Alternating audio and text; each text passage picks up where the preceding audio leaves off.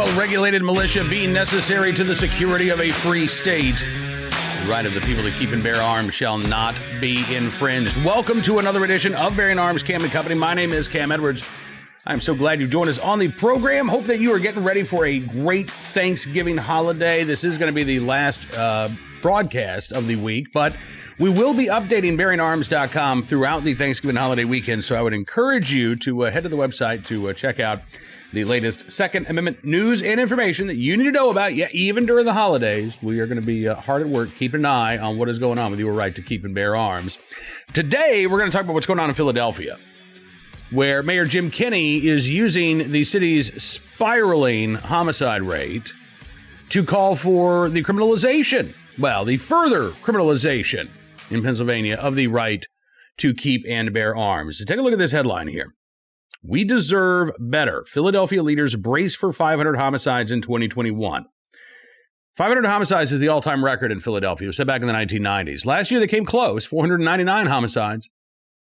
That is where the city of Philadelphia stands today with nearly a month left in the year, over a month left in the year. So they are going to set a new record for homicides in the city of Philadelphia.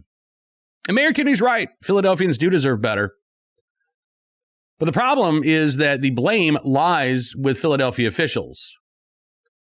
And Mayor Jim Kenney would rather blame gun owners. Fox 29 in Philly says, according to the latest data from the Philadelphia Police Department, 499 homicides in 2021. That's a rise of 13% from this point last year. Jim Kenney said, quote, I'm personally heartbroken and outraged that we lost 500 Philadelphians, including many of our children and teenagers, to needless violence this year. I never stop thinking about the victims and their families and the incredible loss these senseless deaths leave behind. Kenney then talked about the need for more gun control laws. He said that the Philadelphia Police Department is expected to remove over 6,000, quote-unquote, crime guns this year, which he says is a 40% increase. He said the volume of guns that are in circulation in our communities is at a record high. Crime guns join a sea of illegal and legal guns that are accessible in the heat of the moment, turning what could have stayed an argument into a homicide. What is he talking about? Crime guns versus illegal guns versus legal guns. I don't even know what he's talking about. A gun is a gun. It's who has that gun that makes it an illegally possessed firearm, a legally possessed firearm, or a gun that's used in a crime. Right? There's no such thing as a crime gun. Guns aren't running around the streets of Philadelphia going off by themselves and shooting, injuring, and killing hundreds of people. There is a human being behind every pull of the trigger that has taken an innocent life. And while Jim Kenney says he can't stop thinking about the victims, apparently he can't spare a moment to think about the perpetrators of these crimes. Because instead, he spends all of his time and attention talking about, we're going to ban our way to safety. But those big, bad Republicans won't let us. Kenney recapped his administration's efforts to strong arm the Pennsylvania legislature into allowing the city to enact tougher gun regulation, including a 2020 lawsuit to, quote, regulate guns in the city. He pointed to the stricter laws in nearby New Jersey and East Coast cities like Boston and New York that he claims have helped reduce gun deaths. By the way, I don't know if he's seen the headlines lately, but Massachusetts, by the way, has the highest violent crime rate in New England. Far higher than constitutional carry states like Vermont, New Hampshire, and Maine. And in New York City, homicides are, near a 30-year high at the moment? Despite the fact that New York City basically has a blanket policy. Nobody gets to keep and bear arms unless you can prove your worthiness first. Right? And that's not working out too well in New York City, with homicide rates on the rise. Jim Kenney closed his remarks by turning his ire towards the Republican-controlled state legislature. Again, not turning his ire to the perpetrators of these violent crimes, but turning his ire to Republican lawmakers, accusing them of profiting from gun sales and not caring how many people die. Kenney, quote unquote, quipped, according to Fox 29, there are people making money selling these guns, and the legislature don't care. They don't care how many people get killed. It's ridiculous. Mayor Kenney, all I can say is you are ridiculous. You are ridiculous because you could be taking steps right now to reduce violent crime in Philadelphia, to improve public safety in Philadelphia. But you and your cohorts aren't doing what needs to be done. While Jim Kenney is blaming guns, and I guess gun makers, and I guess legal gun owners, and I guess lawmakers who support the constitutionally protected right to keep and bear arms in self-defense, while ignoring the violent criminals themselves, the Philadelphia Inquirer had a really interesting story published on Tuesday. I'm actually going to be writing about this in a separate story for bearingarms.com for the website over the Thanksgiving weekend. But I want to highlight just one quote from this story. The headline, by the way, of this Philadelphia story: for some black men and teens in Philly, relying on guns has become commonplace. And the Inquirer starts out this story by talking with a gentleman named Marvel Thornton Cruz, who's 28 years old now. First started carrying a gun when he was 14. He said, I was young. I just wanted to be cool. Pretty much most of my family was in the street. By his mid-20s, Thornton Cruz had been arrested and jailed several times, the last for drugs and for shooting someone, for which he served just over 3 years. He was paroled in December. Thornton Cruz says he doesn't think that any laws are going to change the violence. That's not what he wants to see. In fact, the Philadelphia Inquirer notes that while Jim Kenney's talking about all these guns out there, we got to do something about the guns, not mentioning the criminals, Philadelphia Inquirer says those who carry a gun illegally in Philadelphia currently face a greater risk of getting arrested. Thousands more people are being arrested. 3 times the number of people arrested for carrying a gun without a license compared to 2017. But their chances of being convicted in court have fallen by nearly a quarter, according to an Inquirer analysis. Why is that? Because of Larry Krasner, the Philadelphia district attorney, who has taken a very soft on crime approach, not just to those who are carrying a gun without a license in Philadelphia, which frankly I don't think should be a crime, but the prosecution rate for things like armed robberies and carjackings and home invasions have also declined in Philadelphia. And Jim Kenney wonders, well, no, he doesn't even wonder. He knows. The problem is, well, just the Second Amendment says the gun owners out there won't let us set these reasonable gun laws. You've got a prosecutor who's turning a blind eye to violent crimes, and you're blaming legal gun owners? All right. Inquirer says, for those who do take their chances in carrying a gun illegally, Thornton Cruz offered another motivation, one that had nothing to do with self-protection. He said, quote, you've got some people out here with guns that's just carrying it for the show, carrying it to try to impress people and show off. You see these celebrities. We're imitating off of what we see. We see Lil Wayne. We see NBA Youngboy. We see DaBaby. We see Meek Mill portraying guns in their videos. What do you think these young boys are going to do? Referring to young men in the circumstances, Thornton Cruz said, somebody's going to die every day from gun violence because this is how our mind is registered. We don't know other way out. We have no structure. Again, this is somebody who started carrying a gun at the age of 14. This is somebody who has served time in prison for shooting somebody. And it sounds like he doesn't want to be part of the problem anymore. It sounds like he wants to be part of the solution. And yet, what is Mr. Thornton Cruz talking about?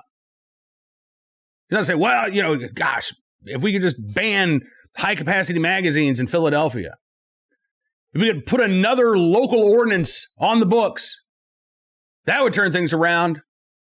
No. Mr. Thornton Cruz knows better. But he also doesn't have to BS his audience because he's not a politician like Jim Kenney. So he can actually cut to the chase and say something that I don't think Jim Kenney has the balls to say. And that is that no matter what laws you put on the books, if you have a culture that promotes criminality, if you have a culture that promotes violence, then you're going to have people who want to emulate and idealize those influencers who are putting that information, who are putting that ideology out there. So Jim Kenney, again, think about who he went after in his press conference today. He went after gun owners. He went after gun makers. Went after Republican lawmakers. Went after the guns themselves. Didn't say squat about violent criminals. Didn't say squat about those real-life human beings who are pulling the trigger and triggering mayhem and chaos and murder on the streets of Philadelphia. Didn't say anything, again, about those celebrities, including guys like Meek Mill from Philly, who, according to Mr. Thornton Cruz, and I mean, it stands to reason, are quite popular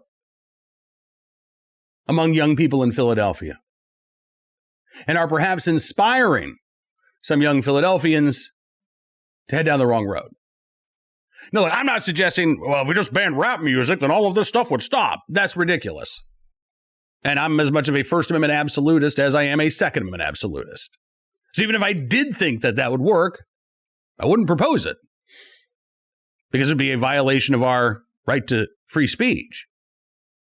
But let's be honest here, because Jim Kenney can't be. Jim Kenney, the mayor of Philadelphia, is too enthralled to his Democratic base to actually tell them the truth. That no, gun control is not going to turn things around in Philadelphia. By the way, another East Coast city, well, East Coast state, it's not dealing with the violent crime that Philadelphia is. My state of Virginia. In fact, Pittsburgh, Pennsylvania isn't dealing with the homicide rate that Philadelphia is dealing with. So I am confused how it is that Pennsylvania's weak gun laws are somehow impacting Philadelphia more than Pittsburgh. I don't expect that Jim Kenney is going to explain it to us, because I don't think he has the answer either. Jim Kenney is looking for a soundbite solution. Something that sounds good while the cameras are rolling, and as long as you don't think too much about it, maybe you walk away saying, yeah, he's going to do something. What's he going to do? He's going to complain that Pennsylvania has firearm preemption laws on the books so that cities like Philadelphia can't set their own local gun control laws, can't infringe on the right to keep and bear arms. He's going to complain about that. He's going to bitch and moan. Too many people buying guns out there. Even though, again, we've seen repeated studies showing that there's been no correlation between the surge in gun sales and violent crime. And in fact, Philadelphia has gone out of its way over the past year to make it harder for people to bear arms legally. City of Philadelphia shut down their gun permitting unit, the place where you have to go and apply if you want to carry a license. They shut it down for months during the early days of the COVID pandemic.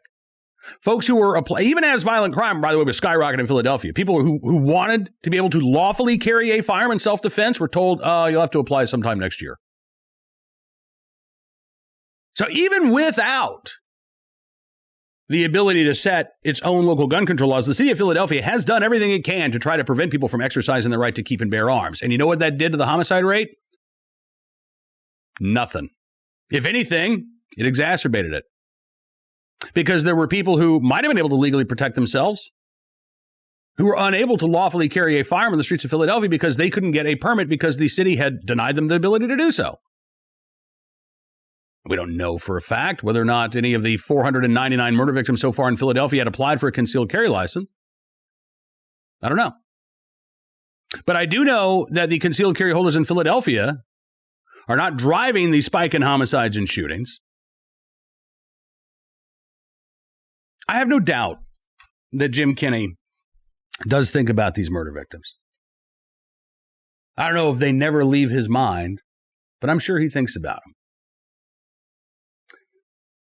But I have a sneaking suspicion that when Mayor Kenney does, at least part of him is thinking about how can I use their deaths for my political advantage.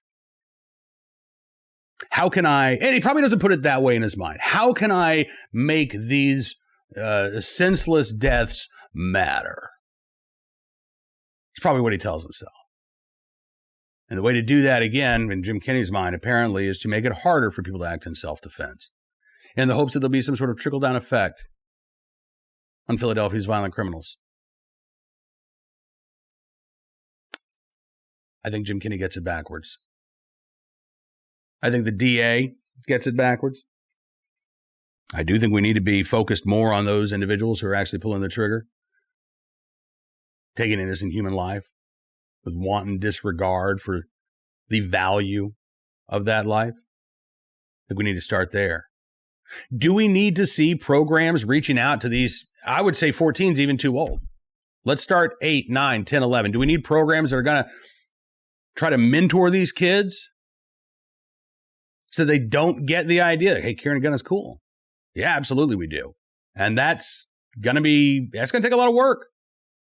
And I would argue that a huge part of that is actually establishing a culture of responsible gun ownership in Philadelphia, which is something, again, that Jim Kenney and Larry Krasner and the Philadelphia City Council would never go for, ever. But we've seen what happens when a city embraces this culture that guns are taboo, right? It doesn't take us to good places. When you've got politicians saying, nobody needs a gun, and the criminals don't seem to care. But the lawmakers wanted everything they can to inhibit our constitutional right to protect ourselves with a firearm. We've seen the results. 499 homicides with more than a month to go. So Jim Kenney can blame guns all he wants. He can blame Republican lawmakers all he wants. But the problem is the fault lies with him and Larry Krasner, members of the Philadelphia City Council. Most importantly, the fault lies with those pulling the trigger, taking those innocent human lives, sometimes taking lives that aren't so innocent, but lives that didn't deserve to be ended.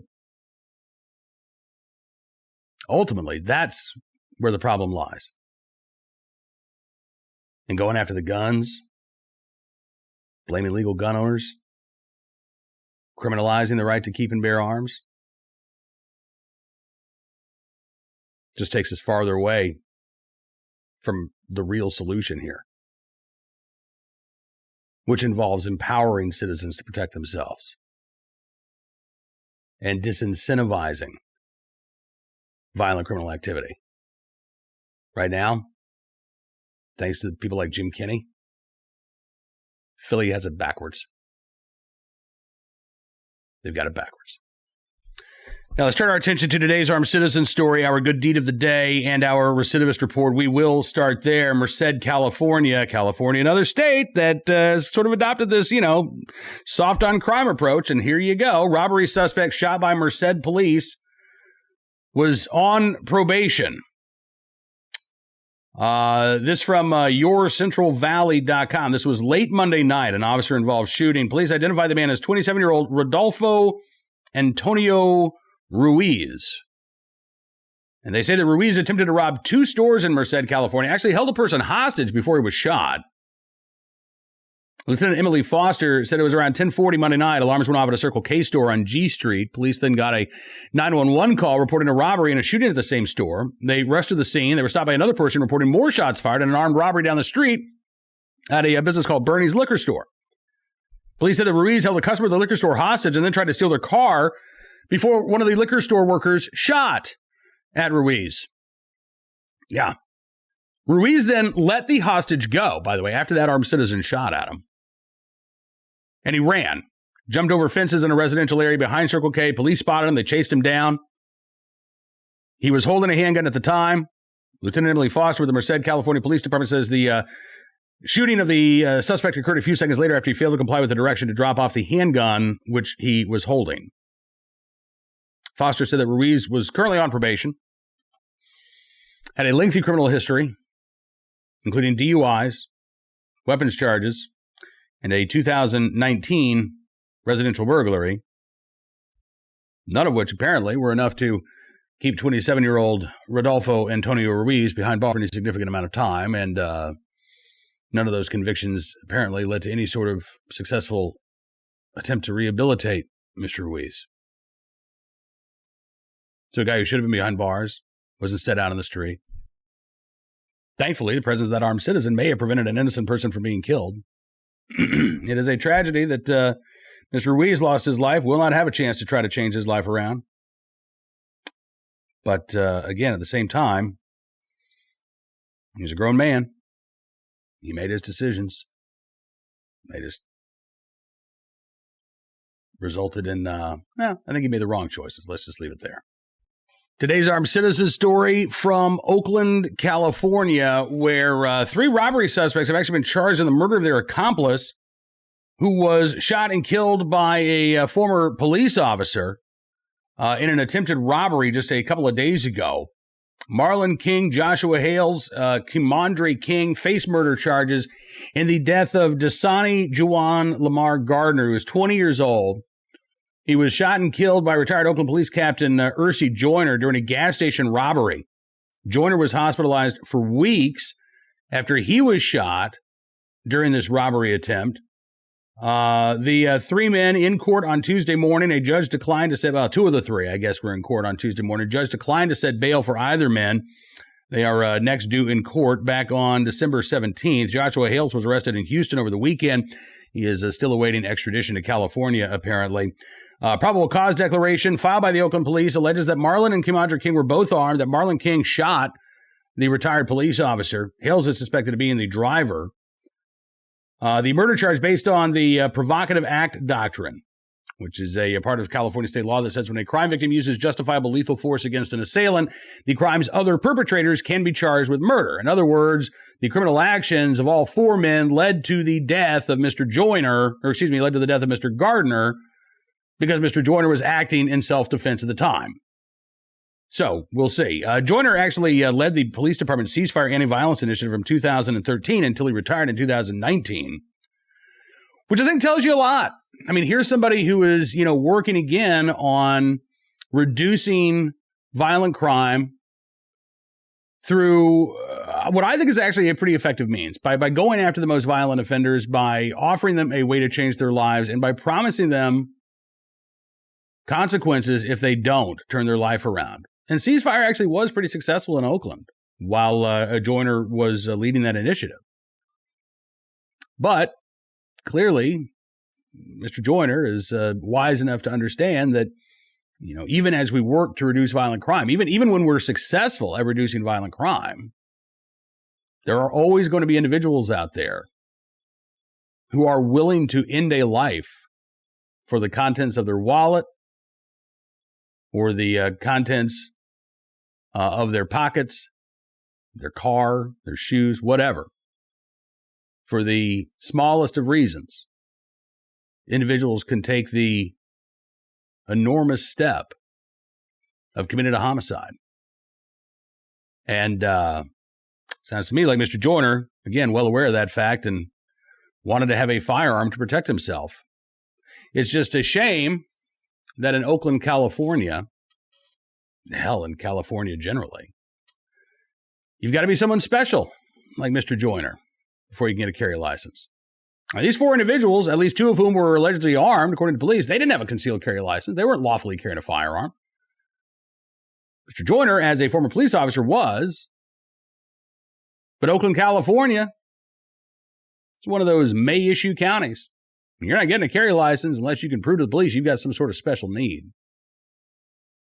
I look at a case like this, and I'm glad that Mr. Joyner is recovering from his injuries. I'm even more glad that he had the opportunity to fight back.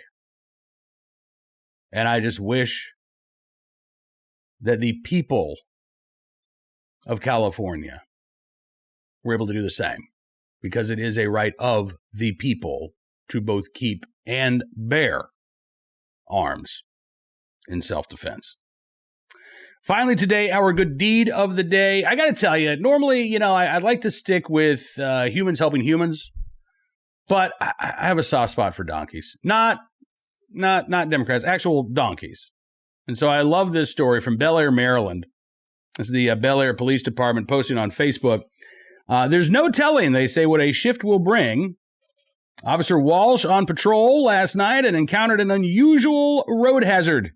Two very friendly donkeys. With the help of the other officers, deputies from the Harford County Sheriff's Office, and Officer O'Grady, who was off duty, and brought her own horse trailer to the location, the donkeys were rounded up and returned home. Special thanks to the Love Leads Project for equipping our officers with the right tools for the job. So, in the right place, at the right time, willing and able to do the right thing. We appreciate all those officers making sure that those donkeys made it home safely.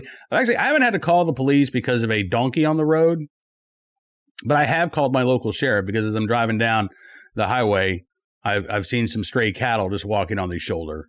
And when you got Black Angus cattle and it's getting dark, that's a dangerous situation. So I'm glad that these officers were able to get the donkeys back home safely. Hopefully they're going to have a great Thanksgiving. Maybe get ready for, I don't know if they're going to be part of a living nativity scene coming up for Christmas. I don't know, but I'm glad that the donkeys are back home safe and sound. I hope that you are getting ready to enjoy a wonderful Thanksgiving holiday. And let me just say again how thankful I am that you are watching this program. For our VIP subscribers, I'm very, very thankful for your support. We've got a lot to be thankful for. And I would be remiss if I did not also say thank you for all of your thoughts, all of your prayers, towards Miss E, my wife. She is feeling good. She is doing well. She's a very busy lady this week because she's working in the bakery making pies for everybody else for Thanksgiving. And then tomorrow she's going to be cooking up a crown roast of pork. We're doing a smoked turkey breast. We're skipping the whole turkey. One of our hogs that we sent off to freezer camp last year, we're pulling her chops out of the freezer. We're doing a crown roast of pork, and it's going to be absolutely delicious. And my kids are going to be home. Well, at least 4 of the 5 kids are going to be with us this Thanksgiving. So it's going to be a good one. And I hope that yours is as well. We'll see you back here on Monday with another edition of Bearing Arms Cam and Company. But don't forget, we will be updating the website throughout the weekend so you can get your Second Amendment fix. I know that's important. We got a lot of stuff going on. And we're also going to be doing some longer pieces, some think pieces, not just reacting to the news of the day. So again, I would encourage you to visit bearingarms.com. We'll see you back here Monday with another edition of Bearing Arms Cam and Company. But until then, be well, be safe, be free, and stuff yourself full of good food.